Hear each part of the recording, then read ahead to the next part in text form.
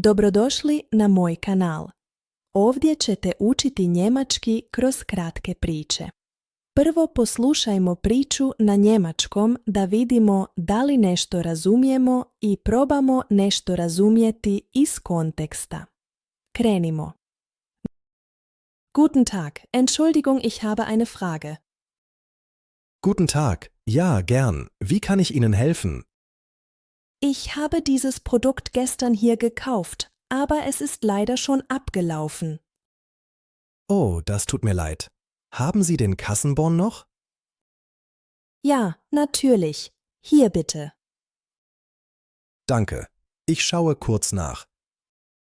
Ja, Sie haben recht. Das Produkt ist abgelaufen.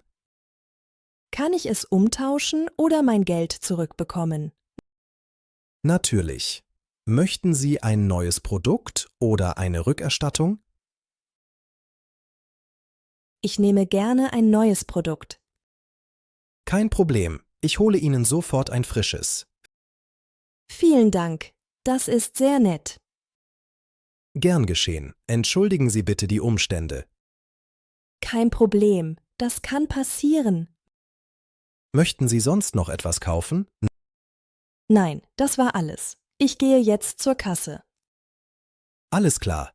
Ich wünsche Ihnen noch einen schönen Tag. Danke Ihnen auch. Auf Wiedersehen. Da li ste razumjeli ovaj izraz? Kann ich es umtauschen oder mein Geld zurückbekommen? Ako niste, to znači: mogu li ga zamijeniti ili dobiti povrat novca? Sada poslušajmo istu priču, ali sa prijevodom. Guten Tag, Entschuldigung, ich habe eine Frage. Guten Tag. Ja, gern. Wie kann ich Ihnen helfen? Ich habe dieses Produkt gestern hier gekauft, aber es ist leider schon abgelaufen. Oh, das tut mir leid. Haben Sie den Kassenbon noch? Ja, natürlich. Hier bitte. Danke, ich schaue kurz nach. Ja, Sie haben recht. Das Produkt ist abgelaufen. Kann ich es umtauschen oder mein Geld zurückbekommen? Natürlich. Möchten Sie ein neues Produkt oder eine Rückerstattung? Ich nehme gerne ein neues Produkt. Kein Problem. Ich hole Ihnen sofort ein frisches. Vielen Dank. Das ist sehr nett. Gern geschehen. Entschuldigen Sie bitte die Umstände. Kein Problem. Das kann passieren. Möchten Sie sonst noch etwas kaufen? Nein, das war alles. Ich gehe jetzt zur Kasse. Alles klar. Ich wünsche Ihnen noch einen schönen Tag. Danke Ihnen auch. Auf Wiedersehen.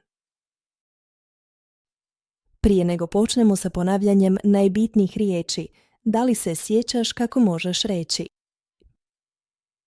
Mogu li ga zamijeniti ili dobiti povrat novca?